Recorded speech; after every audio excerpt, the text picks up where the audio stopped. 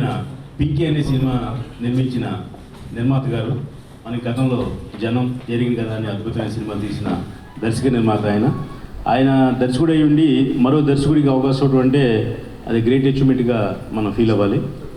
ఇకపోతే పింకీ అనే సినిమా గతంలో హిందీలో ఒక సూపర్ హిట్ సినిమా వచ్చిందండి. ఆ టైటిల్తో మళ్ళీ తెలుగులో ఈ సినిమా తీశారు. ఈ సినిమా కూడా అంతా విజయవంతం కావాలని మనస్ఫూర్తిగా కోరుకున్నాం. ఇక దీంట్లో సుమన్ గారు ప్రధాన పాత్రలో నటించారు కాబట్టి డెఫినెట్గా ఇది అన్ని లాంగ్వేజ్కి ఉపయోగపడే మంచి సినిమా అవుద్దని మనస్ఫూర్తిగా కోరుకుంటున్నా. ఒక మంచి సినిమాకి మమ్మల్ని పిలిచినందుకు పేరు పేరున అందరికీ ధన్యవాదాలు తెలియజేస్తూ, చిన్న సినిమాకి ఎప్పుడు వెనుక నుండి మా అన్నయ్య ప్రసన్న కుమార్ గారు, అలాగే మా సాయి వెంకట్ గారు, మీ అందరూ కూడా మీ అందరికీ సపోర్ట్ చేస్తామని చెప్పేసి ఈ కొత్త సంవత్సరంలో తెలియజేస్తూ all the best entire team of this Pinky. Thank you. మా శత చిత్ర నిర్మాత రామసత్య గారు,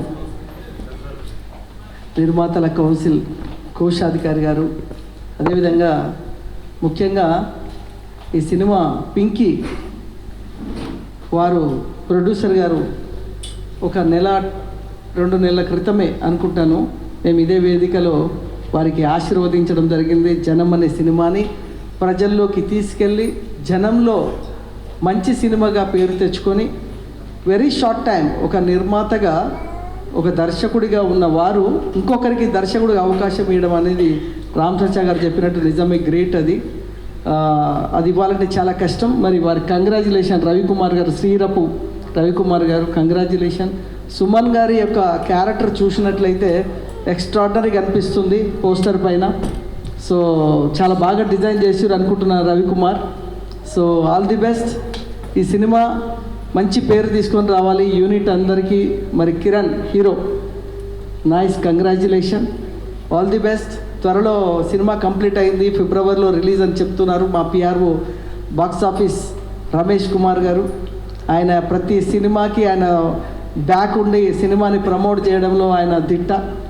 రమేష్ గారికి మరి అందరికీ ఆల్ ది బెస్ట్ చెప్తూ, మరి ముఖ్యంగా మా వెంకటరమణ గారు పసుపులేటి గారికి మరి ఇలాగే కంటిన్యూ సినిమాలు చేస్తూ జనం లాంటి సినిమా అద్భుతమైన ఒక మెసేజ్ ఓరియంటెడ్ సినిమా ఇచ్చారు. ఓ పింకీ ఇంకా ఎన్నో సినిమాలు వారు నిర్మించారు. ఎందుకంటే సీనియర్, ఆయన చాలా సీనియర్ దర్శకులు, నిర్మాత. ఆయనకి ఇండస్ట్రీలో ఒక సీనియారిటీ తోటి ఇన్ని సినిమాలు ఈజీగా చేయగలరని వారికి మరొకసారి ఆల్ ది బెస్ట్ చెప్తూ thank you very much. Thank you sir. నమస్కారం సార్, నా పేరు రవి అట్లూరి. ఇది నా ఫస్ట్ మూవీ. నాకు డైరెక్టర్ రవి గారు కథ చెప్పినప్పుడు అసలు ఫస్ట్ నేను షాక్ అయ్యాను. ఇందులో నాకు క్యారెక్టర్ పేరు చెప్పి అతను కథ చెప్తున్నప్పుడు, సార్ ఏమన్నా 2 క్యారెక్టర్లు ఉన్నాయా, నాది ఏమన్నా ప్రవీణ్ అని నేను తప్పుగా విన్నానా, ఇంత పెద్ద క్యారెక్టర్ నాకు ఇస్తున్నారు సార్, కొత్త ఆర్టిస్ట్ని కదా, ఫస్ట్ భయం వేసింది సార్. సార్ నాకు చాలా ధైర్యం చెప్పారు, నువ్వే చేయాలి, బాగుంటుంది, చాలా ఫన్ ఉంటుంది, ఈ బాడీ లాంగ్వేజ్ చాలా బాగుంటుంది, అది చేయి అని చెప్పి నాకు బాగా సపోర్ట్ చేశారు సార్. తర్వాత హీరో గారు బాగా హెల్ప్ చేశారు నాకు కంటెంట్లో కూడా, ఇట్లా చేయాలి అట్లా చేయాలని చెప్పి. ఇంకా ప్రొడ్యూసర్ గారు ఈ అవకాశం ఇచ్చినందుకు చాలా థ్యాంక్స్ సార్.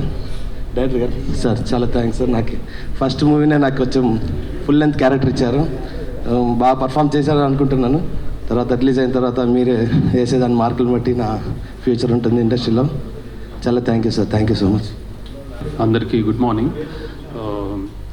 ఈ సినిమాలో నాకు ఛాన్స్ ఇచ్చిన డైరెక్టర్ రవి గారికి అండ్ ప్రొడ్యూసర్ రమణ గారికి చాలా చాలా థ్యాంక్స్ అండి. సో ఫస్ట్ టైం ఈ స్టోరీ వినగానే యాక్చువల్గా చాలా బాగా నచ్చింది. అండ్ యాక్చువల్గా నరేట్ చేసిన విధానం నాకు చాలా బాగా నచ్చింది, రవి గారి నరేషన్ కానీ, అండ్ తీసిన విధానం కూడా అలానే ఉండింది. సో ఈ సినిమా ఎలా ఉంటుంది ఏంటని, అంటే థియేటర్స్లో ఆడియన్స్ రెస్పాన్స్ కానీ ఎలా ఉంటుందని నేను చాలా ఎక్సైటెడ్గా వెయిట్ చేస్తున్నాను. అండ్ నా కో యాక్టర్ రవి కూడా చాలా హెల్ప్ చేశాడు నాకు. అంటే ఇద్దరం చాలా క్లోజ్గా అయిపోయాము మూవీలో వర్క్ చేసేటప్పుడు. అండ్ యా, థ్యాంక్ యూ అండి, థ్యాంక్ యూ వెరీ మచ్. ఇక్కడికి విచ్చేసిన మీడియా మిత్రులకి, స్టేజ్ మీద ఉన్న పెద్దలకి అందరికీ థ్యాంక్ యూ వెరీ మచ్ ఇక్కడికి వచ్చినందుకు. ఇది నా ఫస్ట్ సినిమా అండి, పింకీ టైటిల్. అయితే మేము రిలీజ్ డేట్ వచ్చి మన ప్రొడ్యూసర్ గారు అనౌన్స్ చేస్తారు. ఈ సందర్భంగా నేను మీడియా మిత్రులందరికీ చెప్పదలుచుకున్న ఒక విషయం ఏంటంటే, మీకు పోస్టర్లు చూసినప్పుడు ఒక ఐడియా వచ్చి ఉంటుంది ఇది ఒక చిన్న సినిమా అని చెప్పి. సో ఇలాంటి చిన్న సినిమాలు యాక్చువల్గా ఎప్పుడు వచ్చాయి ఎప్పుడు వెళ్ళిపోయి కూడా ఆడియన్స్ తెలియదు. సో బ్రదర్ కొంచెం కాన్సన్ట్రేట్ ప్లీజ్. సో ఇలాంటి సినిమా బయటికి వెళ్ళాలంటే దానికి ఖచ్చితంగా మీడియా సపోర్ట్ అయితే 100% కావాలి. అంటే మేము కోట్లు పెట్టయితే మనం పబ్లిసిటీ చేసే పరిస్థితి కాదు. సో మీ సపోర్ట్తో, ఇది ప్రొడ్యూసర్ గారి సపోర్ట్తో ఒక మంచిగా జనాలు రీచ్ అవుతుందని చెప్పి నేను అనుకుంటున్నాను. Thank you so much. మిత్రులందరికీ వందనం, అభివందనం. నేను మద్రాసులో దాదాపు 1981 నుంచి మద్రాసులో ఉండటం జరిగింది. అక్కడ నేను పెద్ద వారితో పరిచయాలు ఉన్నాయి, కానీ ఒక డైరెక్టర్ కోసం అక్కడ పడే అవస్థలు ఏంటో నేను ప్రత్యేకంగా చూడటం జరిగింది. అందువల్ల నేను నిర్మాత అయినప్పటికి కూడా నేను జరిగిన కథ అనేటువంటి 2022 ఒక సినిమా రిలీజ్ చేయడం జరిగింది. మంచి హిట్ అయ్యింది. అలాగే జనం 1 మొన్న అది మంచి IMDb కూడా 8.9 మంచి మార్కెట్లో మంచి హిట్ సినిమాగా వచ్చేసింది. అంటే ఒక ఆదర్శ భావాలతో సినిమా తీస్తే అది జనం చూస్తారా లేదా అనేటువంటి ఒక అనుమానాన్ని మాకు చాలామంది చెప్పడం జరిగింది. అయినా కూడా నేను ధైర్యం చేసి మా టీ కృష్ణ వాళ్ళందరితో మేము తిరిగి అప్పుడు చేసిన రోజులు కాబట్టి అలాంటిది ఒక సినిమా చేయటం, ఆ సినిమాని ప్రేక్షకులు ఆదరించటం చాలా ఆనందంగా ఉంది. అలాగే రేపు జనం 2 అనేటువంటి సినిమాను కూడా ఇప్పుడు నిర్మాణం జరుగుతూ ఉంది. జనం పార్ట్ 1 అయిపోయింది, పార్ట్ 2 ఆ సినిమాని రేపు పింకీ ఫిబ్రవరి 1st వీక్ రిలీజ్ చేయాలనుకుంటున్నాం. అది రిలీజ్ అయిన వెంటనే ఫిబ్రవరి ఎండింగ్ కానీ మార్చి కానీ ఆ సినిమాను కూడా మా ఆత్మీయులు మా రామ్ సత్యనారాయణ గారు ఆ సినిమాలో ఒక ముఖ్యమంత్రి పాత్ర వేస్తూ ఉన్నారు. ఆయన ఒప్పుకున్నందుకు చాలా గర్వంగా ఉంది మాకు. ఆ ముఖ్యమంత్రి పాత్ర వేస్తున్నారు. అలాగే మా ప్రసన్న కుమార్ గారు వీరందరితో కూడా ఈ నెల 20వ తారీఖు మన టీజరు రిలీజ్కి కానివ్వండి మాకు కంటిన్యూగా రావాల్సిందిగా మేము వేదిక ముఖంగా కోరుకుంటూ ఉన్నాం. పింక్ అనేటువంటి సినిమా ఏంటి అంటే ఒక పాయింట్లో చెప్పాలంటే ఒక డైమండ్, ఆ డైమండ్ ఏమైపోయింది అనేటువంటి ఒక డైమండ్ మీద జరిగే అన్వేషణే ఈ పింకీ సినిమా అన్నమాట. ఇది ఒక ఫ్యామిలీ సెంటిమెంటు, సస్పెన్స్ ఉంటుంది. రవికి నేను డైరెక్షన్ ఇస్తానికి కారణం అతను నాకు సబ్జెక్టు వచ్చి ఒంగోలు వచ్చి చెప్పిన విధానం మీద నమ్మకం కలిగి అతనిప్పటివరకు నాకు వాస్తవంగా పరిచయం కూడా లేదు, వేరే వారితో పరిచయం అయ్యాడు. ఇతనికి అవకాశం ఇవ్వచ్చు అని చెప్పి నేను అనుకోని అతనికి అవకాశం కూడా జరిగింది. అలాగే అతను కూడా ఎలాంటి ఇబ్బంది లేకుండా నాకు ఎలాంటి శ్రమ లేకుండా నేను కేవలం అన్నపూర్ణ స్టూడియో పూజకు మాత్రమే వెళ్ళటం జరిగింది. గుమ్మడికాయ కొట్టే వరకు నేను దాంట్లో జోక్యం చేసుకోలేదు. ఆ సినిమాను పూర్తి చేసి ఈ రోజున ఈ వేదిక మీదకి తీసుకొని రావడానికి కారణమయ్యాడు. రవి ఎంత కష్టపడ్డాడో నాకు తెలిసి రవి కన్నా ఎక్కువ వాళ్ళ తమ్ముడు ఎక్కువ కష్టపడడం మాత్రం నాకు తెలుసు. ప్రొడక్షన్ యొక్క వాల్యూస్ మొత్తం ఆయన ఏది టీం వర్క్ అంతా చూసుకుంటూ నేను ఎప్పుడన్నా గమనిస్తూ ఉంటే రవి కన్నా ఎక్కువ అతనే కనిపిస్తూ ఉండేవాడు. అతనికి అలాగే ఈ టీములో పనిచేసిన ప్రతి ఒక్కరికి కూడా నేను హృదయపూర్వకంగా ధన్యవాదాలు తెలియజేస్తూ ఉన్నాను.